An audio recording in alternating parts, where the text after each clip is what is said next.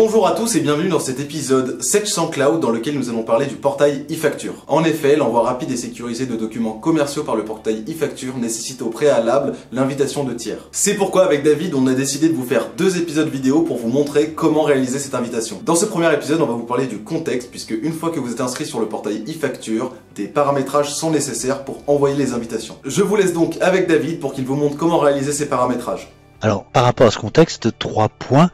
Le premier, c'est celui qu'on trouve dans les paramètres au niveau de mon compte. En fait, ici, ça va être l'entité avec laquelle on a créé mon compte.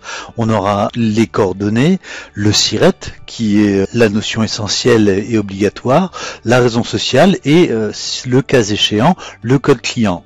Pour rappel, il n'est pas obligatoire d'être client Sage pour pouvoir se connecter sur e-facture et créer un compte et puis réaliser des échanges par le biais du portail. Voilà, donc ça c'est le premier point.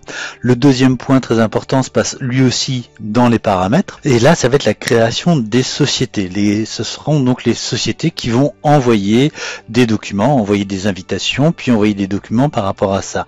Alors par rapport à ces sociétés, on peut en avoir autant qu'on veut. Ce qui va les distinguer en fait, c'est leur raison sociale et leur SIRET. Ensuite, on peut attribuer au niveau de ces sociétés les interlocuteurs que l'on souhaite. On peut mettre tous les interlocuteurs ou on peut avoir des interlocuteurs dédiés à ces sociétés avec différents paramétrages qui peuvent être réalisés pour chacune de sociétés pour les modalités de l'échange électronique. Voilà.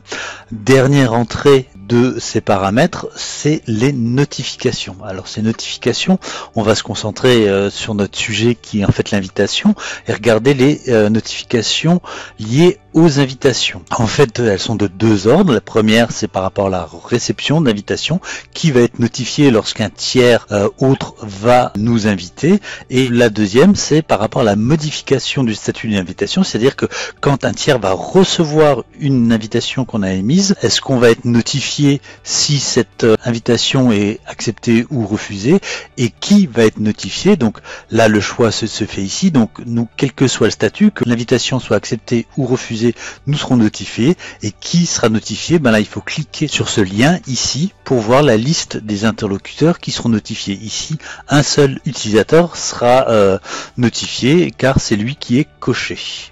Voilà, donc ça c'est pour la première partie. Merci David, mais surtout merci à vous de nous avoir suivis tout au long de cette vidéo. Dans le prochain épisode, on va rentrer dans le vif du sujet en vous montrant comment envoyer une invitation. Si vous souhaitez visionner l'épisode 2 dès à présent, je vous laisse nous rejoindre en cliquant juste ici. Sinon, je vous dis à très vite dans une prochaine vidéo. D'ici là, prenez soin de vous et n'oubliez pas, restez connectés.